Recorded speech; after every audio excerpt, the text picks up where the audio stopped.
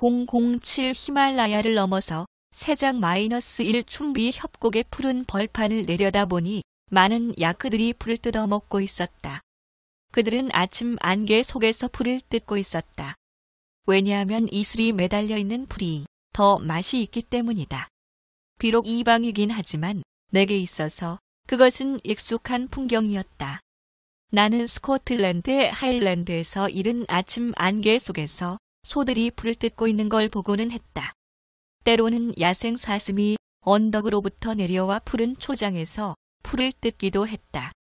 아침에 일어나자마자 나는 먼저 야생 사슴이 왔는지 살펴보고는 했다. 이곳의 풍경도 흡사했다.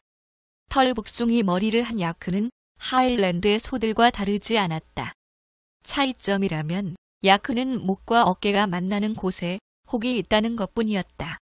내가 물었다. 이 모든 야크들은 누구 소유죠? 어젯밤에는 저기에 없던데. 저기 강변을 봐. 린포체가 대답했다. 거대한 모직 포대 더미가 보이지. 저것은 400여 마리의 야크 행렬이야. 인도로 티베트 양모를 운반하는 거지. 이곳에서는 아주 흔한 풍경이야. 야크들이 아침을 먹으면 몰이꾼이 와서 한 대 모은 다음 짐을 싣지. 그리고는 다음 날 고개를 넘어가게 되지. 아래로 내려가 보자고. 좋은 경험이 될 거야. 우리는 협곡 바닥으로 내려갔다. 거기에는 좋기 800여 개는 됨직한 티베트 양모 포대가 있었다. 야크 한 마리당 안장 양쪽에 2개의 포대를 날랐다. 티베트 양모는 촉감이 좋아서 인도에서 인기가 많았다. 야크는 아주 흥미로운 짐승이야. 린포체가 말했다. 야크는 티베트인들의 모든 필요를 공급해주지. 머리털은 짜서 유목민이 사는 커다란 텐트로 쓰이지. 가죽은 장화와 신발 만드는데 사용되고 고기는 식용으로 쓰이지. 그리고 풍부한 버터와 우유를 공급해주지. 또 많은 양의 버터가 램프에도 사용돼.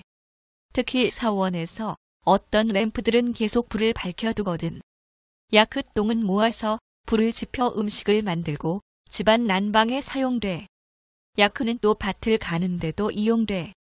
뿐만 아니라 티베트인들의 온갖 생필품들을 등에 실어 운반해 주기도 하지. 이렇게 보듯이 야크는 티베트에서 가장 유용한 짐승이야. 평원에는 수백 마리씩 야생으로 돌아다니지.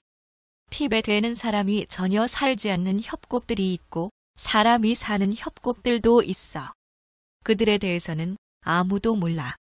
그들 역시 외부 세계에 대해 전혀 아는 것이 없지. 그들은 거대한 산맥에 둘러싸여 자신만의 세계에 살고 있어. 그들은 바깥 세계에 대해 알려고 거의 애쓰지 않아. 그 고립된 지역들 속을 여행하면서 나는 본 반숭배가 아직도 행해지고 있는 한 사원을 만났어. 아주 드물기는 하지만 인신공양이 행해지기도 했어. 라마들이 양마 숭배를 티베트에서 거의 몰아내었지. 비록 종교적인 도그마와 미신에 빠져 있긴 하지만 라마들은 적어도 이 나라에 한 가지 진정한 공헌을 한 셈이지. 예, 내가 말했다. 라마교에 대해 더 많이 알고 싶어요. 외부 세계에서는 라마들에 대해 많은 흥미를 가지고 있어요. 그래서 라마교에 대한 기괴한 얘기들이 돌아다니고 있지요. 맞아. 린포체가 말했다. 도그마와 미신이 절정에 달한 곳에는 사람들 사이에 무지와 가난이 판을 치지. 그것은 분명 진보의 커다란 장애야. 종교적인 미신에 빠져있는 곳의 사람들은 가난해. 왜냐하면 그들은 착취를 당하기 때문이지. 무지에 빠져있는 한 그들은 미신과 두려움을 통하여 지배를 받게 되지. 하지만 그것도 빠른 속도로 끝나가고 있어. 심지어 세계에서 가장 오지에 있는 나라인이고 티베트에서조차 스스로의 힘으로 사물을 생각하기 시작하는 사람들이 나오고 있어. 티베트에는 3,000개 이상의 사원들이 있다는 걸 아나? 그중 가장 큰 사원은 라사 인근에 위치한 드레풍 사원이야. 그곳에는 9,000명이 넘는 라마들이 거주하고 있어. 이 라마 사원들은 마치 도시 같아. 그곳들은 완전히 자급자족이야. 두 번째로 큰 사원은 세아라 사원이야. 드레풍 사원에서 멀지 않은 곳에 있는데 8,000명이 넘는 라마들이 있어. 라사 밖에는 간덴 사원이 있는데 거기에는 5,000명이 넘는 라마들이 있어. 그곳은 티베트 학문의 중심지로 가장 뛰어난 학생들이 모여 있지. 나도 그 사원에서 몇 년 동안 가르친 적이 있어. 흥미롭군요. 내가 말했다. 거기서는 무엇을 가르치지요? 철학, 신비주의, 마법, 점성학, 고대 문학, 형이상학, 의술 등을 가르치지. 거기에는 마법사들 뿐만 아니라 티베트에서 가장 위대한 학자, 신비가들이 있어. 너를 그들 중 몇몇과 만나게 할 작정이야. 티베트에서 가장 오래된 사원은 삼례 사원이야. 수백 년 전에 파드마 삼바바라는 마법사 라마에 의해 창설되었지. 전설에 의하면 그가 인근 말그로 호수의 정령들을 부려 엄청난 양의 금과 보석들을 가져오게 한 뒤 그것들을 거대한 석실에 감추었다고 해. 사원은 바로 그 석실 위에 세워졌지. 그렇게 해서 수백 년 동안 엄청난 양의 금과 보석들이 사람의 손에 닿지 않고 보관되어 온 거지. 내 생각에는 파드마 삼바바가 라마들을 시켜 인근 산과 호수에서 금과 보석들을 캐내고 찾아내게 한 것 같아. 왜냐하면 이 지역은 티베트 전체에서 자원이 가장 풍성하기 때문이야. 금이나 보석을 발견한 사람은 그것들을 사원으로 가져가야만 했어. 그것들을 사적으로 보관하는 것은 신성모독으로 여겨졌기 때문이지. 이제 알겠지? 사원들이 왜 이렇게 부유하고 백성들은 가난한지. 사람들은 무엇을 생각하고 어떻게 생각하고 무엇을 해야 할지 지시를 받지. 오직 소수의 사람들만이 스스로 생각할 줄 알고 자유를 얻었지. 그것은 서양도 거의 마찬가지입니다. 내가 말했다. 그래. 그가 단언했다. 사람들은 거짓 속에서 살면서 진리를 구하고 있어. 그러나 그들이 거짓을 인식할 때까지 거짓은 계속 남아있을 거야. 그들이 거짓을 알아볼 때 비로소 거짓은 사라지게 돼. 거짓은 결코 진리를 내포할 수 없어. 무지는 결코 이해를 포함할 수 없어. 린포체가 영적인 고향감 속에 잠기고 있음을 단번에 알 수 있었다. 나는 더 이상 질문을 하여 그를 방해하고 싶지 않았다. 우리는 앉아서 이 지혜와 진리로 가득한 연륜 깊은 현자의 말에 귀 기울였다. 나는 실제에 대한 깊은 탐구욕으로 충만했다. 듣고 있으려니 그의 말이 나에게 어떤 변성을 일으키고 있는 것을 느낄 수 있었다. 그들은 거짓을 볼 수 없어. 그가 말했다. 왜냐하면 그들은 그것에 갇혀 있기 때문이지. 그들은 선입견, 신조, 타인의 말에 의해 조건화돼 있어. 그들은 무엇이 진실인지 식별하는 창조적 능력을 발현하지 못해. 거짓에 대한 유일한 진리는 그것이 거짓이라는 거야. 그들은 그것을 이해하고 자신들이 어떻게 그것에 갇히게 되었는지 알 때까지 그것에 갇혀있게 될 거야. 이제 그는 스승의 역할을 하고 있었다. 아들아, 내가 그 점을 명징하게 인식하기를 바란다. 그가 나를 보며 말했다. 그렇지 않으면 너는 진리를 보기를 소망하면서도 거짓에 붙잡힐 거야. 하지만 그런 상태로는 진리를 보는 것은 불가능해. 먼저 그가 말했다. 너는 어떻게 해서 뭔가를 믿게 되었는지 인식해야만 해. 그러면 너는 다른 신조나 관념 또는 다른 사람들에게 어떻게 해서 적대적이 되었는지 깨닫게 돼. 만일 내가 너 자신의 견해에 의해 조건화된 상태로 여기 온다면 너는 그 조건을 통해서만 볼 수 있어. 그러나 내가 내 자신의 조건으로부터 자유롭다면 너는 우리가 자유롭다는 것을 볼 수 있어. 그렇게 되면 너는 모든 형식, 국적, 종교, 교리를 벗어던지고 내가 너를 보듯이 나를 볼 수 있어. 그러면 우리는 우리가 창조주의 이미지로 창조되었다는 것을 서로 알게 돼. 그리고 우리가 동일한 진료, 동일한 생명을 통해 만들어졌다는 것을 내면의 하나의 의식을 가지고 있다는 것을 알게 돼. 왜냐하면 거기에는 어떤 분리도 존재할 수 없기 때문이지. 신의 본성은 무한이야. 신만이 존재해.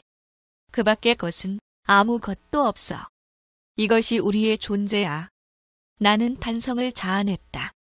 왜냐하면 여기에 인류의 형제의 신의 부성에 대한 비밀이 있기 때문이었다. 그는 그것을 그토록 간단한 말 몇 마디로 표현한 것이다. 나는 움직일 수 없었다. 어떤 대답도 할 수 없었다. 분위기를 깨서는 안 되겠다는 생각이 들었다. 그는 두 눈을 감고 있었다. 그의 얼굴은 천사 같은 표정이었다. 마치 대천사가 그를 통해 메시지를 전달하고 있는 것처럼 느껴졌다. 어쩌면 정말 그럴지도 몰랐다. 생명의 내적인 비밀을 알고 있는 그를 통해서 그는 아름답고 부드러운 어조로 계속 말했다. 한마디 한마디가 낭낭하게 울려왔다.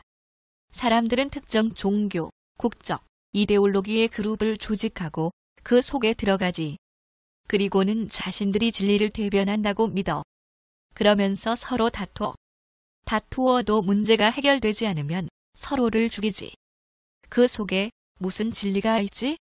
나는 속으로 중얼거렸다. 없어요. 하지만 혀가 말을 듣지 않았다. 내 안의 깊은 느낌이 표면으로 올라왔다. 뭔가가 나로 하여금 단 한마디도 말하지 못하게 막고 있었다. 너는 이해하지 못할까봐 두려워하고 있어. 그래서 너는 가이드를 원해. 너는 싱조를 원해. 하지만 그렇게 함으로써 너는 더욱 갈등 속에 갇히게 돼. 너는 갈등 속에 있기 때문에 두려운 거야. 너는 하나의 이상을 원해. 너의 두려움을 볼 수 있도록 말이야. 하지만 그것은 이해하지 않고 너의 두려움을 덮어두는 것에 불과해. 너의 두려움을 이해할 때 너는 그것으로부터 자유롭게 되고 갈등은 사라지게 되는 거야. 너의 이상과 두려움은 너의 마음을 이루고 있어. 마음을 구성하고 있는 것은 실제가 아니야. 너의 이상과 두려움은 진리 속에 기반을 가지고 있지 않아. 진리는 마음 속에서 구성되는 것이 아니야. 진리는 존재할 뿐이야. 너는 그것을 구성할 수 없어. 구성된 것은 진리가 아니야. 사람, 관념, 사물 등과의 관계를 식별할 때 너는 거짓을 알 수 있어. 거기 적대감, 두려움, 욕망, 선입견, 갈등이 없다면 관계는 존재할 수 없어. 마음이 갈등 속에서 원망하고 저항하고 비난하는 한 이해도 관계도 있을 수 없어. 이해하기를 원한다면 너는 비난해서는 안 돼. 내가 거짓을 본다면 너는 알 수 있어. 너는 더 이상 그것의 일부가 되지 않아. 그때 진리는 현현하게 돼. 그것은 항상 존재하고 있어. 그것은 실제이고 영원이야. 그것은 항상 순간순간 존재해. 그것은 결코 변하지 않아. 하나의 관념에서 다른 관념으로 바꾸는 것은 너의 마음일 뿐이야. 믿음이 무엇인지, 관념이 무엇인지 인식할 때 마음은 자유롭게 돼. 그리고 그 자유 속에서 실제가 현현하지. 마음은 비난, 원망, 회피, 수용, 저항 등을 통해 둔탁하게 돼. 이것을 이해하는 것이 아주 중요해. 모든 조건으로부터 자유로운 너의 관계 속에서만 해방이 존재해. 그 해방 속에 평화가 있고 그 평화 속에 사랑이 있어. 호불호로 가득하다면 너는 너 자신의 조건을 투사하고 있는 것에 불과해. 나는 진리가 어떻게 존재하는지 잠시 동안 생각했다. 왜냐하면 타인은 우리가 자신을 볼 수 있는 하나의 거울이기 때문이다. 티베트를 여행하면서 너는 좋고 싫은 것들을 보게 될 거야. 그가 말했다. 하지만 불쾌감이 너를 혼란시킨다면 너는 저항하고 있는 거야. 너는 자유롭지 못해. 사랑이 있을 때 우리는 사실들을 있는 그대로 관찰하게 되지. 그 사실들에 대해 혐오감을 가지지 않아. 나는 알아. 내가 이 사랑의 능력을 소유하고 있다는 것을. 그렇지 않다면 너는 이곳에 있을 수 없어. 어떤 사람들은 만트라를 반복해 외우지. 하지만 그것은 가슴을 채울 수 없어. 반대로 그것은 가슴을 텅 비게 만들지. 가슴은 마음이 망상을 떨지 않을 때만 가득 채워질 수 있어. 마음이 대립, 관념, 선입견 등으로 속박돼 있지 않을 때만 가슴은 사랑으로 생생히 살아있을 수 있어. 그때 비로소 우리는 서로 손을 맞잡는 것 속에 따스한 온기와 풍요가 있다는 것을 알게 돼. 사랑은 영원 속에서 완벽해. 사랑은 저항과 대립을 몰라. 너는 더 이상 두려워하지 않게 돼. 왜냐하면 너는 영원한 사랑으로 충만하기 때문이야. 신은 사랑이고 신만이 존재하고 있어. 신을 가리고 있는 것은 마음의 망상이야. 아들아, 이제 너로부터 거짓이 떨어져 나가고 있구나. 이사야서 65장 17절에 이런 구절이 있지. 보라, 내가 새 하늘과 새 땅을 창조하나니 이전 것은 기억되거나 마음에 생각나지 아니할 것이라. 이 마지막 말과 함께 그가 눈을 떴다. 그의 시선이 아득히 먼 곳을 응시하고 있었다. 그가 머지않아 육신을 자신이 온 원질 속으로 용해시킬 거라는 걸 알 수 있었다. 그는 진실로 신의 마음속에 거하고 있었다. 그의 영은 모든 욕망으로부터 자유로웠다. 그에게는 영적, 물질적 갈망이 더 이상 없었다. 그는 자신이 생명이고 존재를 발견했다는 것을 알고 있었다. 그가 일어서더니 법복을 챙기고는 자리를 떴다. 나는 그날 나머지 시간 동안 홀로 남겨졌다. 린포체와 나의 스승은 일부러 나를 혼자 두었다. 그것은 내 스스로의 힘으로 문제를 해결하게 하려는 의도임을 나는 알았다. 몇 번인가 내가 어떤 질문을 하려고 하면 공허한 표정의 반응을 받곤 했다. 지금 나는 그 질문들이 얼마나 어리석은 것인지 알고 있다. 하지만 당시에는 그렇게 생각하지 못했다.